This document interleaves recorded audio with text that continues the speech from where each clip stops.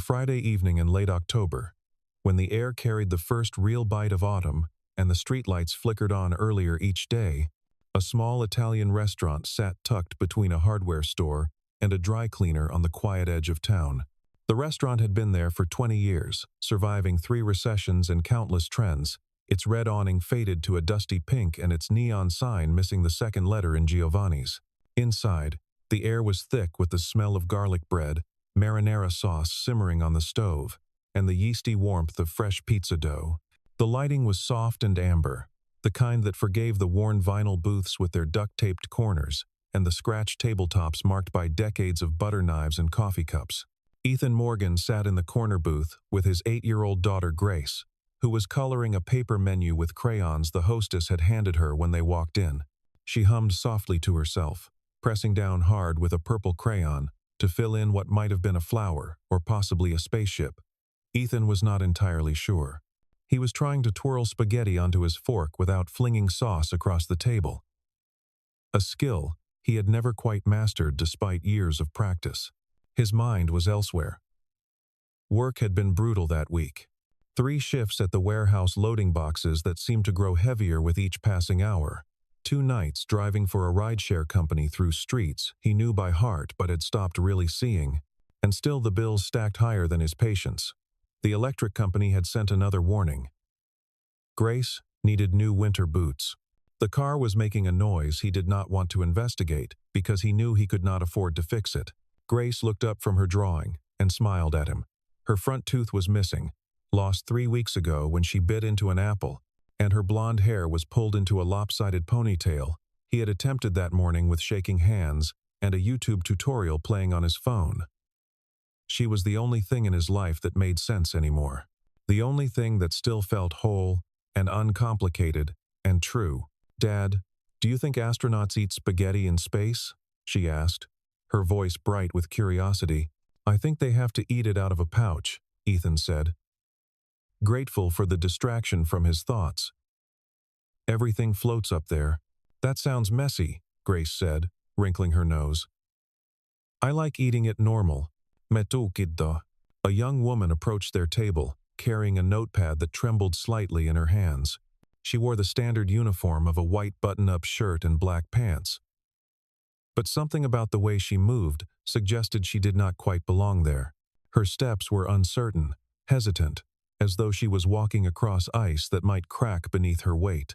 She was nervous in a way that went beyond first-day jitters. Her dark hair was tied back in a simple ponytail, and her eyes, a deep brown that caught the light from the candle on their table, darted from Ethan to Grace and back again. When she reached their booth, she fumbled with the menu she had been holding, and it slipped from her fingers. It clattered onto the floor with a sound that seemed louder than it should have been. The young woman bent down quickly, her face flushing a deep red that spread from her cheeks to her ears, and picked it up with fingers that would not quite cooperate. She straightened, clutching the menu like a shield, and opened her mouth to apologize. Ethan looked at her. Not with judgment or impatience, but with something softer. Something that made her pause mid-apology. The words catching in her throat. "I'm so sorry," she finally managed, her voice barely above a whisper. "It's my first week. I'm still getting used to everything. I'll bring you a clean menu. Don't worry about it," Ethan said. And his voice was calm and warm. The kind of voice that felt like a hand on a shoulder. "We've all been there. First days are hard." Grace giggled, the sound bright and infectious. "My dad drops things all the time. Last week, he dropped a whole carton of eggs in the parking lot. They went everywhere. It looked like an egg explosion." The young woman smiled, and for just a moment, the tension in her shoulders eased. Her grip on the notepad loosened. "An egg explosion sounds pretty dramatic." "It was very dramatic," Grace said seriously. "Some of it got on his shoe." Ethan felt his face warm. "Thank you for sharing that, Grace." The young woman laughed, a soft sound that seemed surprised to be escaping. She introduced herself as Lily, took their order with careful attention, writing down every detail, even though it was just spaghetti and chicken fingers, and walked away toward the kitchen. but she glanced back once before disappearing through the swinging doors. Just once, her eyes finding Ethan's for a fraction of a second before she turned away. Ethan did not notice. He was too busy cutting Grace's chicken into smaller pieces and reminding her to drink her water and trying not to think about the stack of bills waiting at home. But something had shifted in the air between them, even if neither could name it yet. Something small and fragile and new. Lily returned with their food a few minutes later, and this time she did not drop anything. She set the plates down gently, asked if they needed anything else, and smiled at Grace when the little girl complimented her bracelet. It was a simple silver chain with a small star charm, nothing expensive, but Grace loved stars. She had made Ethan hang glow in the dark constellations on her bedroom ceiling, and she knew the names of more galaxies than he did. "My mom gave it to me," Lily said softly, touching the bracelet. "Before she passed away." "I'm sorry," Grace said, her voice suddenly small and serious. "My mom left too. But she didn't die. She just didn't want to be a mom anymore." Ethan's chest tightened. He reached over and squeezed Grace's hand. "Sweetheart, you don't have to." "It's okay, Dad," Grace said. She looked at Lily. "But I have my dad, and he's the best. He makes me pancakes shaped like animals. Even though they mostly look like blobs." Lily smiled, but there was something sad in her eyes. Something that understood. "He sounds like a really good dad." "He is," Grace said simply. When Ethan paid the bill, he left a tip that was more generous than he could afford. $20 on a $30 check. It meant he would have to skip lunch at work next week, pack extra peanut butter sandwiches, but he left it anyway. Lily noticed. She did not say anything, but her eyes softened when she saw the folded bills tucked under the edge of his coffee cup. She looked at him, and he looked back. And for a moment, neither of them moved. "Thank you," she said quietly. "You're welcome," Ethan said. That night, Ethan drove home to the small apartment he shared with Grace on the third floor of a building that had seen better decades. It was tidy but cramped, with only 2 bedrooms and a kitchen that barely fit a table. The walls were thin enough that they could hear their neighbor's television through the plaster, and the heating was unreliable, but it was home. He had painted Grace's room yellow when they first moved in, and he had hung shelves for her books and stuffed animals. He had made it warm. He tucked Grace into bed, read her a chapter from a book about a girl who could talk to animals, and kissed her forehead. She fell asleep clutching a stuffed rabbit that had been hers since she was a baby, its fur worn smooth in places from years of love. Ethan stood in the doorway for a moment, watching her breathe, watching the rise and fall of her small chest beneath the blanket. He thought about the waitress from the restaurant, about the way she had smiled at Grace, about the sadness in her eyes when she talked about her mother, about how long it had been since he had felt anything other than exhaustion and the dull ache of loneliness he had learned to ignore. He shook his head and walked to the living room, where a pile of bills waited on the coffee table like patient predators. He opened his laptop and checked his bank account. The numbers glowed on the screen, cold and unforgiving. They were not good. They never were.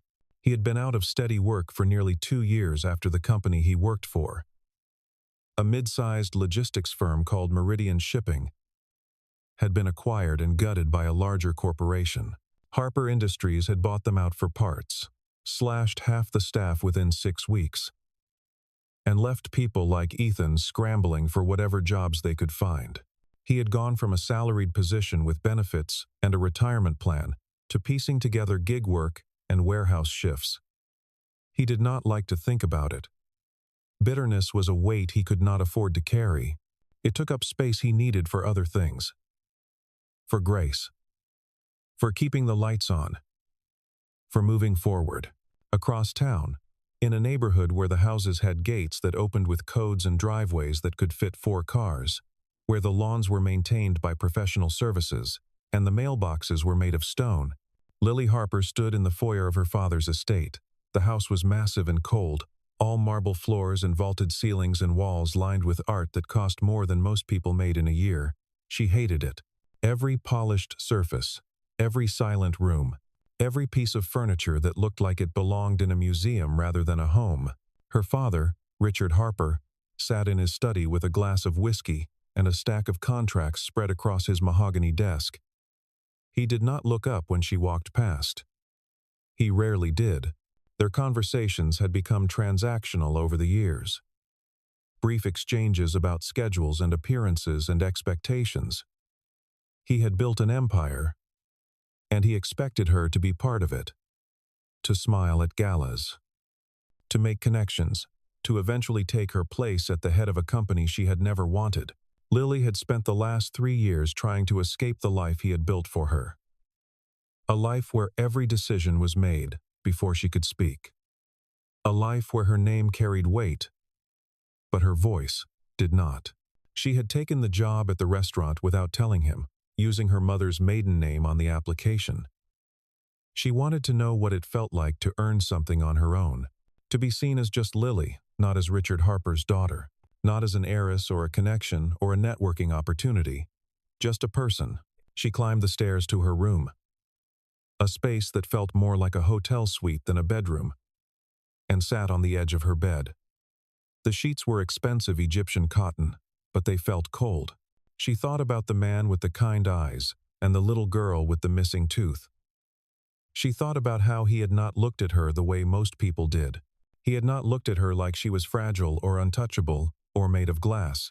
He had looked at her like she was just a person who dropped things and got nervous and tried her best.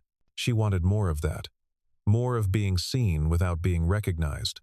A week later, on a Tuesday afternoon, when Ethan was between shifts and trying to fix a leaking faucet in the kitchen, he received a text message from his friend Marcus. It was short and direct. "You need to get out more. I signed you up for something. Trust me." Ethan stared at the message for several seconds before his phone buzzed again. "Before you get mad, just hear me out." He called Marcus immediately. "What did you do?" "I set you up on a blind date," Marcus said, far too pleased with himself. "Just one. You don't have to marry her. You don't even have to see her again. Just have dinner, and remember what it's like to talk to an adult who isn't yelling about shipment delays or asking for goldfish crackers." Ethan groaned and leaned against the kitchen counter, phone pressed to his ear. "Marcus, I don't have time for this. I work 6 days a week. I have Grace. I'm tired. You have time. Grace is spending the night at her grandmother's this Saturday.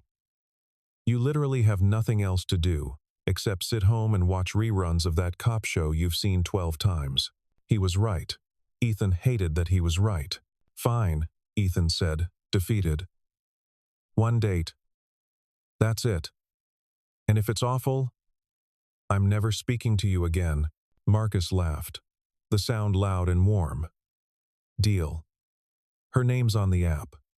Just show up at the coffee shop downtown. Saturday at 7. You've got this." Lily had signed up for the same dating app a few days earlier, though she told herself it was just an experiment, a curiosity. The app was designed for people who wanted to meet without the usual superficial judgments. No photos until after the first match, no last names, just first names and a few written prompts. It felt safer that way, less exposed. She could be anyone. She could be herself. She had filled out her profile carefully. She liked old bookstores and rainy afternoons and coffee that was too hot to drink right away. She liked cooking, even though she was not very good at it. She liked people who listened more than they talked. She had matched with someone named Ethan. His profile was simple and honest. He liked old movies that made him cry, hiking with his daughter, and cooking breakfast for dinner because it felt rebellious. He wrote that he was looking for someone who laughed easily and did not take life too seriously. She liked that. She sent him a message, and they agreed to meet. Saturday evening arrived, with a light drizzle that misted the windshields of parked cars and made the pavement shine under the streetlights. The air smelled like wet concrete and earth. Ethan drove to the coffee shop early, parked a block away, and sat in his car for 10 minutes, trying to talk himself out of leaving. His hands gripped the steering wheel, and he stared at the dashboard. He had not been on a date since his divorce 3 years ago, since the day his ex-wife told him she was tired of being a mother and walked out with 2 suitcases and a one-way ticket to somewhere she did not specify. He did not know what to say on a date. What to wear. Whether he even remembered how to do this. Whether he was ready. He took a breath, checked his reflection in the rearview mirror, and got out of the car.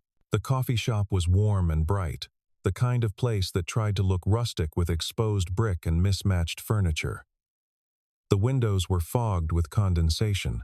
Inside, there were a few couples sitting near the windows, leaning close and speaking in low voices, a group of teenagers laughing in the corner over oversized lattes, and a young woman sitting alone at a table near the back. She had her hands wrapped around a mug of tea, and she was staring at the door like she might bolt at any second. Ethan's heart stopped. It was Lily, the waitress from the restaurant, the one with the star bracelet and the sad eyes. She looked up, and her eyes went wide. She recognized him immediately. Her lips parted in surprise, and the tea in her hands sloshed slightly. They stared at each other for a long, suspended moment. Neither of them moved. Neither of them spoke. The coffee shop hummed around them, but they were frozen. Finally, Ethan walked over, his legs moving before his brain could tell them to stop. "Lily? Ethan?" she said, her voice uncertain and breathless. "This is," he trailed off, unsure how to finish the sentence. "Impossible? Perfect? Terrifying? A coincidence," she said quickly, setting down her tea. "A really, really strange coincidence." He sat down across from her, and for a moment, they just looked at each other. Then Lily started laughing. Not a polite, nervous laugh, but a real one, the kind that made her shoulders shake, and her eyes crinkle at the corners, and her hand fly to her mouth. Ethan laughed too, the sound surprised and relieved. "I didn't know you were on the app." "I didn't know you were either," she said, still smiling. "I guess we're both terrible at this." "The worst," he agreed. "Marcus set this up. My friend. He said I needed to get out more. My coworker convinced me," Lily said. "She said I spent too much time at home." They ordered coffee, and the conversation came easier than either of them expected. Lily told him about working at the restaurant, about how she loved the rhythm of it, the way every night was different but also the same. She talked about the regulars who came in every Thursday and ordered the same thing, about the chef who hummed opera while he cooked, about the way the kitchen smelled like basil and butter and garlic at the end of every shift. She did not mention her father, or the estate, or the life she was running from. She just talked about the small things. The real things. Ethan told her about Grace. About how she wanted to be a veterinarian when she grew up, even though she was terrified of dogs after a neighbor's German shepherd had barked at her when she was 4. About how she had memorized every constellation in the night sky and made him quiz her before bed. About how she insisted on wearing mismatched socks because she said it made her unique. About how she had once tried to rescue a bird with a broken wing and cried for an hour when it died. Lily smiled, her eyes soft. "She sounds wonderful." "She is," Ethan said, and his voice was full of pride and love. "She's the best thing I've ever done. The only thing I know I got right." They talked for 2 hours, their coffee growing cold, and then being replaced with fresh cups. They talked until the barista started stacking chairs on tables and wiping down the counter with pointed looks in their direction. They walked outside together, and the rain had stopped. The streetlights reflected off the wet pavement in pools of gold, and the air smelled clean and cool and full of possibility. "I had a really nice time," Lily said, pulling her jacket tighter around herself. "Me too," Ethan said. He hesitated, then added, "Would you want to do this again? Maybe with Grace next time? She'd love to see you. She still talks about your bracelet." Lily's face lit up, her smile bright and genuine. "I'd like that. I'd really like that." They exchanged phone numbers, the real kind this time, not through the app. And when Ethan drove home that night, windows cracked to let in the cold air, he felt something he had not felt in years. Hope.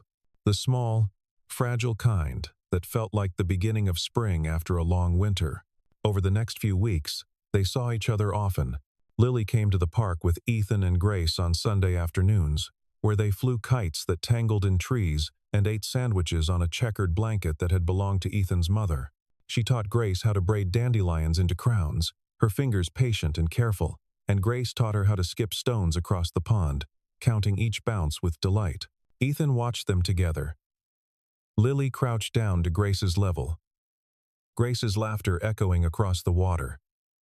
And something in his chest loosened, something that had been tight and closed for so long he had forgotten it was there. One afternoon, as they sat on the blanket and Grace ran off to chase a butterfly, Lily looked at Ethan and said, "Thank you." "For what?" he asked, confused. "For letting me be part of this," she said, gesturing to the park. To Grace, to the space between them. "For not asking too many questions. For just letting me be here." "You don't have to thank me," Ethan said. "I like having you here. I like being here," she said softly. They sat in comfortable silence, watching Grace dart between trees, her laughter carried on the wind. But the happiness was fragile. Lily knew it. She had not told Ethan the truth about who she was, about where she came from, about the name that came with expectations and obligations, and a father who controlled everything. She told herself she would. Soon. Just not yet. Not when things were this good. Not when she finally felt like herself. But soon came faster than she wanted. One evening, Ethan was working a shift at the warehouse, stacking boxes of electronics onto pallets, when one of his coworkers walked over holding his phone. The guy's name was Dave, and he had a habit of showing people memes during breaks. "Hey, isn't this the girl you've been seeing?" Dave said, turning the screen toward Ethan. It was a news article. The headline read, "Harper Heiress spotted at local charity gala."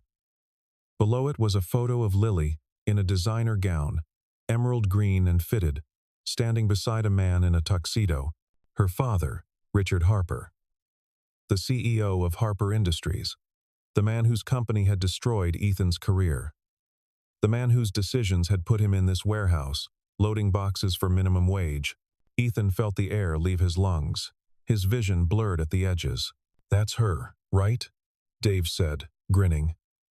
"Lily Harper, daughter of the billionaire. Man, you're punching way above your weight class. How'd you even meet her?" Ethan did not respond. He set down the box he was holding, walked outside into the cold night air, and pulled out his phone. His hands were shaking. He called Lily. She answered on the second ring, her voice bright. "Hey, I was just thinking about you. Grace sent me the cutest picture of—" "Who are you?" Ethan said, his voice flat and hard. There was a long silence. He could hear her breathing on the other end. "Ethan, I can explain," she said, and her voice was small and frightened. "Are you Richard Harper's daughter?" Another pause. Then, quietly, "Yes." He hung up. Lily called back immediately.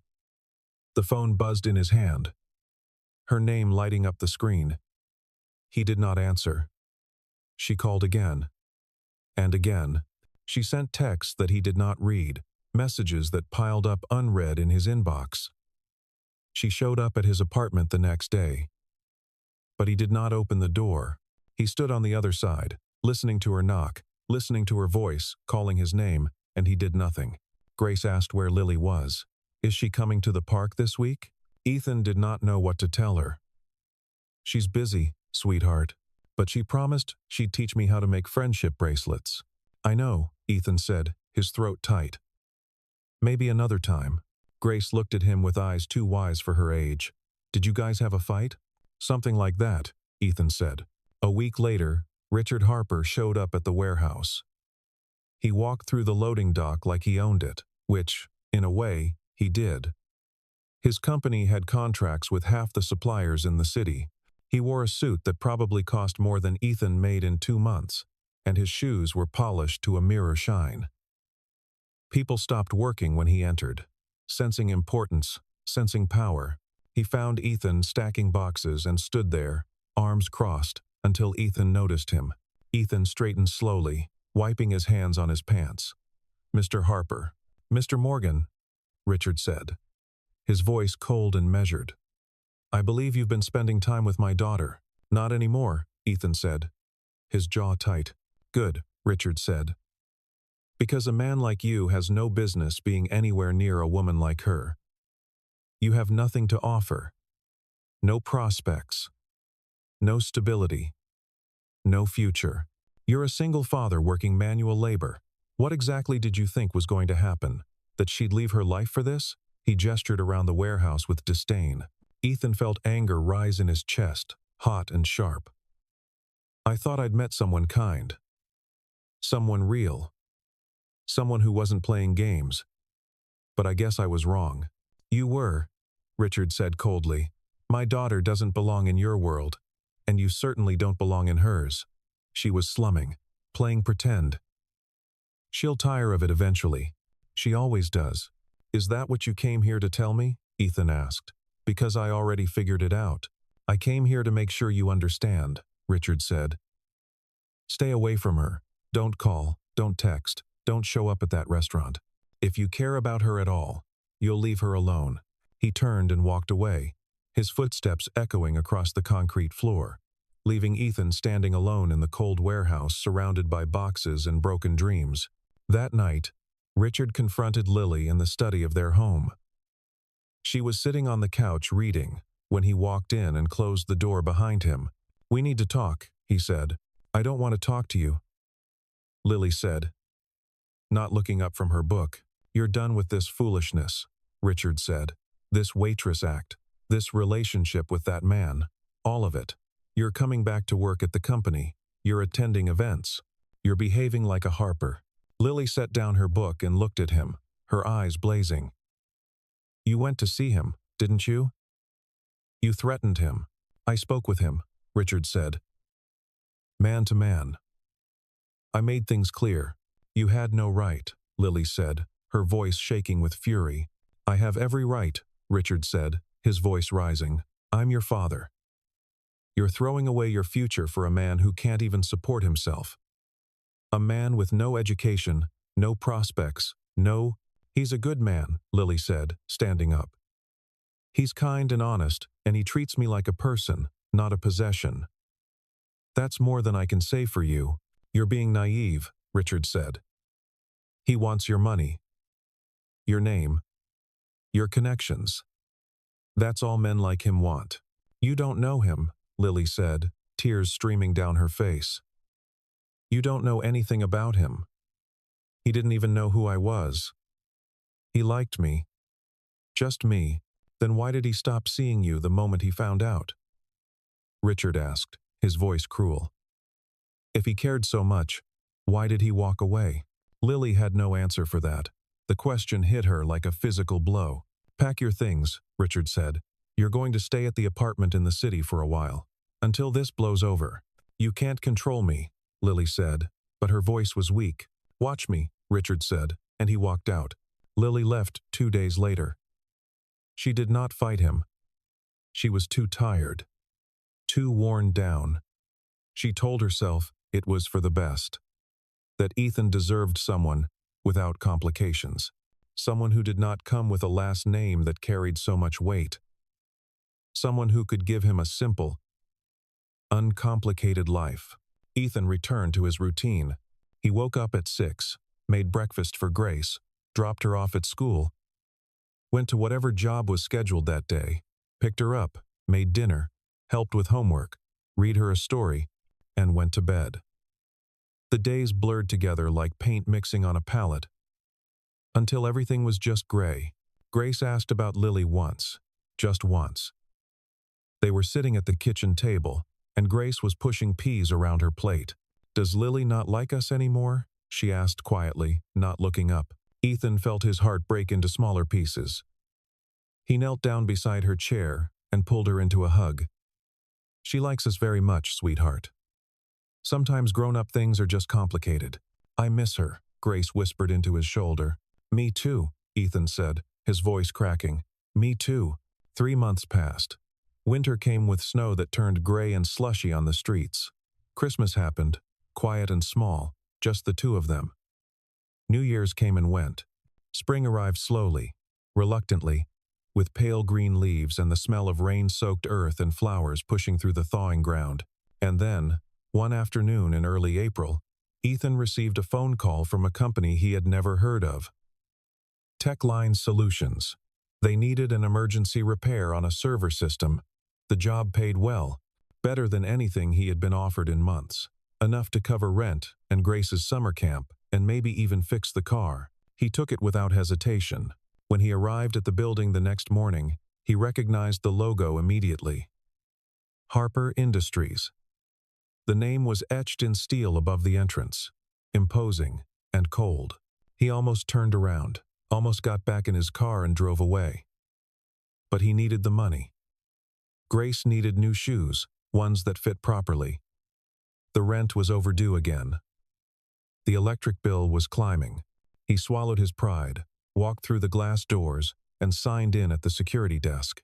He was escorted to the server room on the 14th floor by a building manager who barely spoke. The room was cold and loud with the hum of machines, rows of black towers blinking with tiny lights. Ethan worked alone, tracing cables, replacing faulty components, rebooting systems. It took hours. He lost track of time in the windowless room, focused on the work, on solving the problem, on not thinking about where he was or whose building this was. When he finished, he packed up his tools, signed the completion form, and headed toward the elevator. His back ached, his hands were dirty. He just wanted to go home. The elevator doors opened, and Lily stepped out.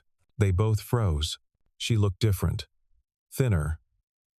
Her face was pale, and there were shadows under her eyes that had not been there before. Her hair was shorter, cut to her shoulders. But her eyes were the same, wide and brown and full of things unsaid. "Ethan," she said, his name barely more than a breath. "Lily." The elevator doors started to close.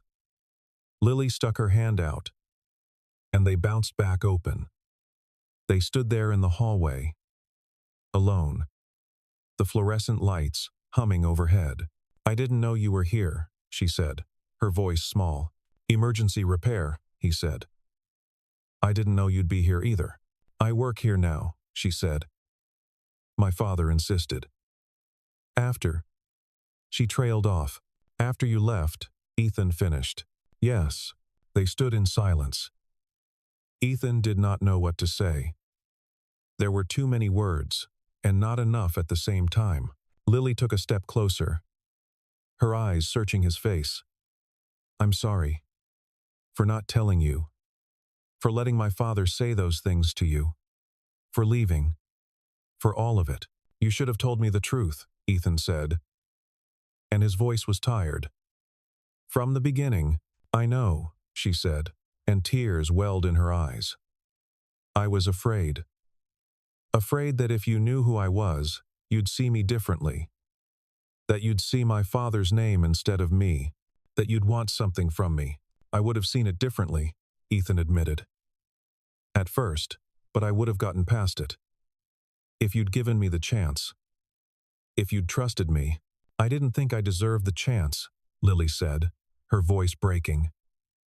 "I thought I'd ruined everything." Ethan looked at her for a long moment. He saw the regret in her eyes, the pain, the loneliness that matched his own. "What do you want, Lily?" "I want to be with you," she said, tears spilling down her cheeks. "I want to be with you and Grace. I want to live a life that's mine. Not my father's. Not anyone else's. Just mine. With you." "And what about your father?" Ethan asked. "He made it pretty clear what he thinks of me." "I don't care," she said, her voice gaining strength. "I'm done letting him control my life. I'm done being afraid." "This isn't going to be easy," Ethan said. "People are going to talk. Your father is going to fight this. You're going to lose things." "I know," she said, "and I can't give you the life you're used to." Ethan continued. "I can't take you to galas or buy you expensive things. I drive a car that's falling apart. I work 3 jobs. I live in a 2-bedroom apartment with thin walls. I'm just a guy who works hard and loves his daughter and doesn't have much else to offer. That's all I want, Lily said, stepping closer to him. That's all I've ever wanted. You, Grace. A life that's real. That's enough. That's more than enough. Ethan felt something crack open inside him. The wall he had built around his heart, brick by careful brick, began to crumble. He closed the distance between them and pulled her into his arms. She buried her face in his chest and cried. Not out of sadness, but out of relief. Out of the overwhelming, terrifying, beautiful realization that she was finally free, that she had finally chosen herself. I missed you, she whispered. I missed you too, Ethan said, his voice rough with emotion. They stood there in the hallway, holding each other, neither wanting to let go. The following week, Lily did something she had never done before. She held a press conference. She stood in front of a dozen reporters and cameras in a conference room at a hotel downtown, and she told them the truth. Her hands shook. Her voice wavered. But she did it.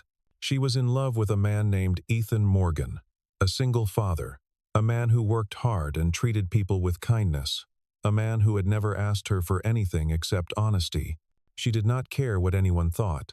She did not care if it disappointed her father or damaged the family name or made her the subject of gossip. She was choosing love. She was choosing herself. She was choosing a life that mattered. The story went viral within hours. Some people criticized her, called her naive, said she was throwing away her future. Some people supported her, called her brave, said she was inspiring. The internet exploded with opinions. Richard Harper refused to comment publicly, but privately, he was furious. He called Lily into his office one evening, his face red with anger. What the hell were you thinking? I was thinking that I'm tired of living a lie, Lily said calmly. You've made us look like fools, Richard said. You've embarrassed the family. The board is asking questions. Our investors are concerned. Do you have any idea what you've done? I've taken control of my own life, Lily said. For the first time. By throwing yourself at some nobody? Richard spat. By humiliating yourself in front of the entire city? He's not a nobody, Lily said, her voice rising.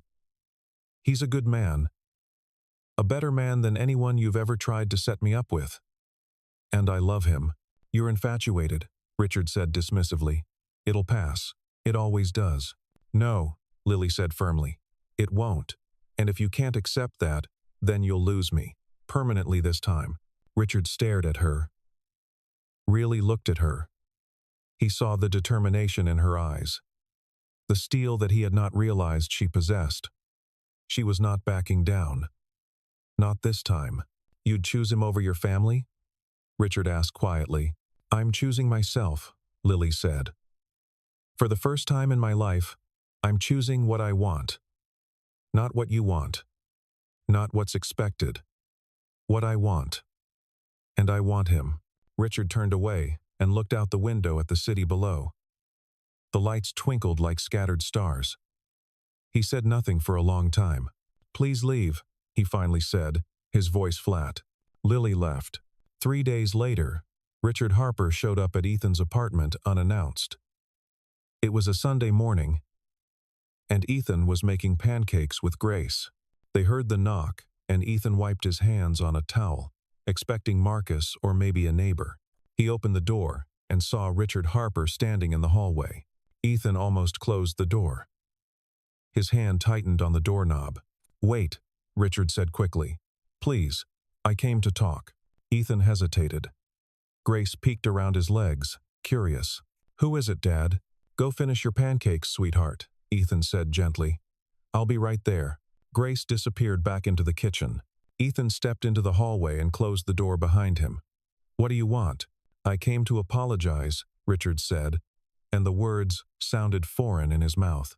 Ethan crossed his arms. I'm listening. I was wrong, Richard said, and it clearly cost him something to say it. About you. About what my daughter needs. I thought I was protecting her, but I was just controlling her. I see that now. What changed your mind? Ethan asked, his tone skeptical. She's happy, Richard said simply. For the first time in years, since her mother died, she's happy. And that's because of you. Because of how you see her. How you treat her. Ethan did not know what to say. I'm not asking you to forgive me, Richard continued, his voice softer now. I'm just asking you to take care of her. To let her be who she wants to be. To love her the way she deserves. I don't need your permission to do that, Ethan said. I know, Richard said. But I'm giving it anyway. Because she's my daughter. And I want her to be happy. Even if that happiness doesn't include me. He started to turn away, then paused. She talks about your daughter. Grace. She says she's smart and kind and brave. She is, Ethan said, his voice warming slightly. Then I suppose, Richard said quietly, looking at Ethan with something that might have been respect. She's learned those things from her father. He walked down the hallway toward the elevator, and Ethan stood there watching him go, trying to process what had just happened. 6 months later, on a warm afternoon in June, when the air smelled like cut grass and blooming jasmine, Ethan and Lily stood in a garden surrounded by wildflowers and string lights that would glow as the sun set. The venue was simple and beautiful, a small plot of land owned by a friend of Marcus who grew vegetables and kept bees. It was nothing like the grand cathedral wedding Richard had probably imagined for his daughter. It was perfect. Grace stood beside Lily, wearing a pale yellow dress that matched the flowers in her hair and holding a bouquet of daisies she had picked that morning. She had insisted on being the flower girl, even though there were no other bridesmaids, no procession, no grand ceremony. Just family and close friends sitting on folding chairs in the grass. The ceremony was small and intimate. Marcus was there, grinning like he had personally orchestrated every moment of their relationship. Ethan's mother cried happy tears and kept dabbing at her eyes with a tissue. A few of Lily's former co-workers from the restaurant came, the chef who hummed opera and the hostess who had given Grace crayons that first night. And Richard Harper stood in the back, hands in his pockets, watching his daughter marry the man she loved. When the officiant, a kind woman who worked at Grace's school, asked if anyone objected, Grace shouted, "No way, they're perfect together." And everyone laughed. The sound carried across the garden, joyful and free. Ethan and Lily exchanged vows they had written themselves. Lily promised to always be honest, even when the truth was hard. To always choose love over fear. To build a life filled with small, beautiful moments rather than grand, empty gestures. Ethan promised to see her for who she was, not where she came from. To support her dreams, whatever they might be. To build a family with her, one meal, one conversation, one day at a time. When they kissed, Grace cheered and threw daisies into the air, and the small crowd applauded. At the reception, which consisted of long tables covered in mismatched tablecloths and food prepared by friends, Richard approached Ethan. He extended his hand, and this time, there was no coldness in his eyes. "Welcome to the family." Ethan shook it, feeling the firm grip. "Thank you, sir." "Please," Richard said. And there was almost a smile on his face. "Call me Richard. We're family now." Later that evening, as the sun set and painted the sky in shades of orange and pink and purple, as the fireflies began to glow in the darkening garden, Ethan stood with Lily and Grace at the edge of the property. Grace held both their hands, swinging between them as they walked toward the car that would take them home. "Dad," Grace said, her voice sleepy and content. "Yeah, sweetheart? Are we a family now? Like, officially and forever?" Ethan looked at Lily, who was smiling through tears that caught the last light of the Sunday. "Yeah," he said, his throat tight with happiness. "We're a family." Grace grinned, showing the gap where her tooth had been. "Good, because I already made Lily a Mother's Day card for next year. It has glitter and everything." Lily laughed. A sound so full of joy, it made Ethan's chest ache in the best possible way. "I can't wait to see it." They drove home together, the three of them, windows down to let in the warm evening air, and for the first time in a long time, Ethan felt complete. Not because everything was perfect or because all their problems had disappeared. They still lived in a small apartment. Money was still tight. There would be challenges ahead, complications, moments of doubt, but they would face them together. As a family, he had not gone looking for love. He had not expected it. But it had found him anyway, in the form of a shy waitress who dropped menus and blushed when she apologized, in the form of a woman who had everything but wanted nothing except to be seen, in the form of someone brave enough to choose herself, to choose him, to choose a life that mattered. Ethan reached over and took Lily's hand.